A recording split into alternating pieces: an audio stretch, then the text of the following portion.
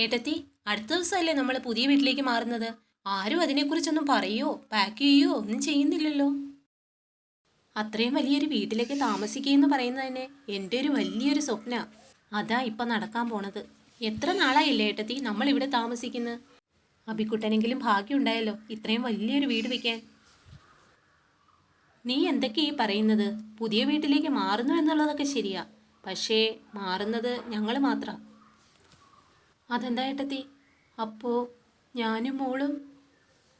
നീയും നിന്റെ ഞൊണ്ടി മകളും കൂടെ ഇവിടെ അങ്ങ് താമസിച്ചോണ്ടാ മതി. അങ്ങനെ അഭി പറഞ്ഞത്. അമ്മയുടെയും മകളുടെയും ബോധ്യം കൊള്ളാം.